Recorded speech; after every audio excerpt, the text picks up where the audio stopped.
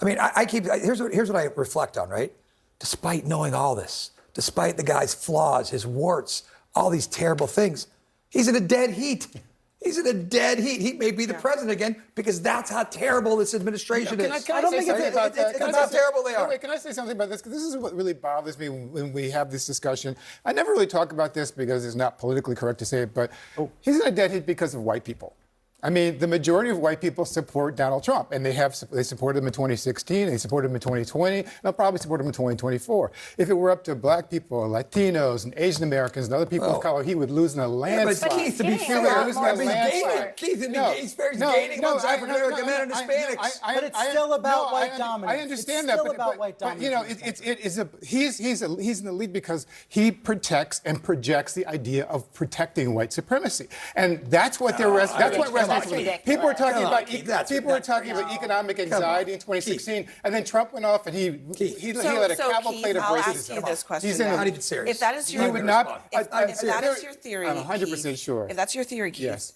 then to answer what Urban is asking, why then is Trump improving with voters of color? He's not improving with voters of color. Yes. No, he's not improving. No, I'm sorry. He's not improving with He has more support than Republicans in the past with both Hispanics and black people. I understand that he has done the Trump derangement syndrome, TDS.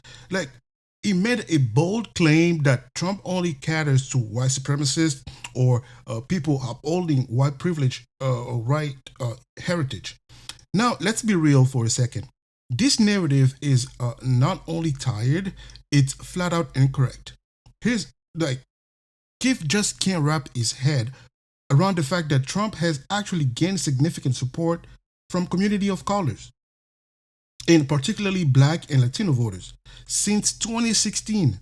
But this isn't just some wild claim. The number backed it up.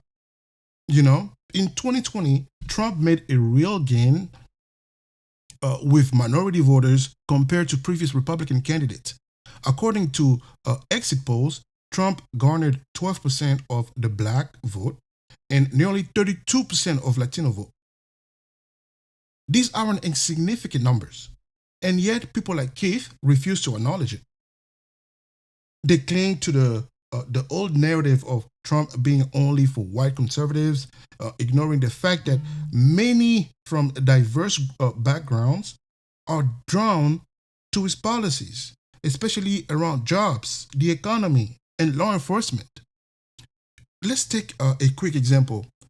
The First Step Act, which Trump championed, directly impacted thousands of Black Americans by reforming sentencing laws and giving nonviolent offenders a second chance. Yet, critics want to pretend that that never happened. You know, people like Keith can keep denying reality, but facts are facts. Trump's support from Black and Latino communities has grown, whether they like it or not. And hey, maybe it's time for them to reevaluate their own biases instead of slapping a label on everything as racist. Better than other candidates have done. He improved on his 2016 performance in 2020, and the polls suggest that he's improving now. So even if you go by 2016 and 2020, then what? The Washington Post Ipsos poll that came out today said that he's actually losing support in the Black vote. New York Times said the opposite. And he's actually, and Kamala Harris is gaining support. The third-party candidates are declining in their support. So, you know, Brian's disagreeing with you. You know what's going He's clearly growing support. So Keith is selectively cherry-picking data to claim Trump doesn't have support from Black or Latino communities. You know what? Even Brian, who's actually one of the most radical liberal journalists out there, wasn't buying it, you know. Yet, here we are, with the same tired narrative being peddled that Trump doesn't have minority support. Let me show you what's really going on. This idea that Trump doesn't have any backing from people of color is just flat out false. In fact, in 2020, Trump made significant gains with both Black and Latino voters. And these numbers reflect a growing trend that people aren't buying into the mainstream narrative that Trump's policy only benefit a specific group. But it's not just about white dominance, it's about minority dominance. I don't think most people will be surprised if Donald Trump does better with Latinos and blacks than he did in 2016 than he did in 2020. Listen, what do I hear? I hear people tell me that they like how they like his mouth. Some people, that what turns me off turns some people on. They think he's being authentic. They think he's being unfiltered. They think he's tough. True. They think he stands up for what he believes. So it antagonizes most Latinos. It antagonizes most African Americans. But certainly there's some people for whom it appeals. And that's exactly my point, though. What I was trying to get at is that, yes, there are a significant number of people of color who support Donald Trump. There is the economy, for example. Under Trump, Black and Latino unemployment rates hit record lows, particularly before the pandemic hit.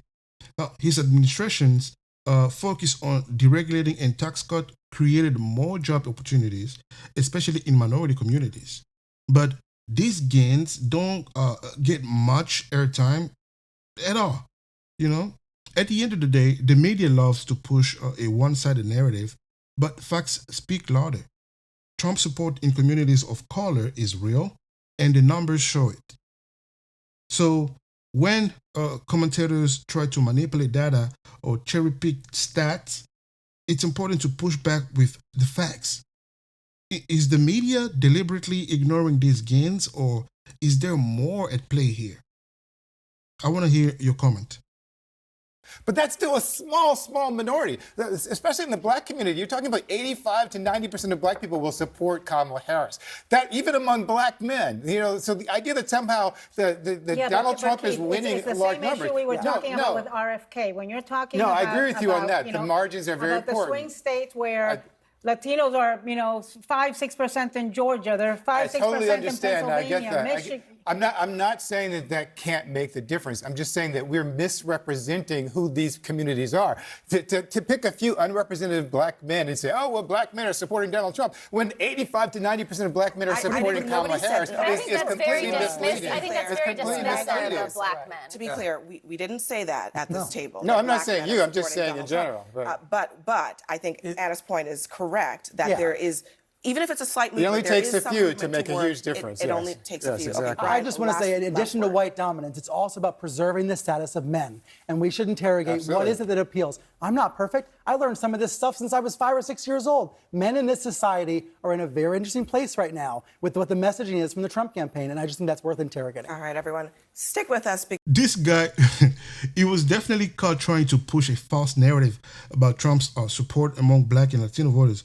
First, he flat out denied that Trump has gained any traction in communities of color. But then when confronted with facts, he twisted the conversation to suit his story. This is what we're dealing with, folks. A complete refusal to accept reality. And when cornered, they backtrack or invent alternative facts. This is classic spin. The numbers don't lie. The numbers don't lie. Trump has, in fact, made real gains with black and Latino voters, and admitting that Trump has a growing minority support undermines the narrative they've been selling for years, that Trump is bad for people of color, all those bullcrap. Let's not forget the policies that have appealed to minority voters. Criminal justice reform with the First Step Act, and record low unemployment rates for both Black and Latino Americans before the pandemic. These accomplishments are hard to argue against, but they're downplayed and ignored because it disrupts the storyline. But here's what's dangerous. Pretending these facts don't exist won't change the outcome. In fact, this denial is exactly why they'll be blindsided when minority support for Trump grows even more. And then what? They will come up with new excuses, new narratives, and still refuse to face reality. So I want to hear what you think. Are we going to see more of this narrative shifting, Or will the fact finally get through?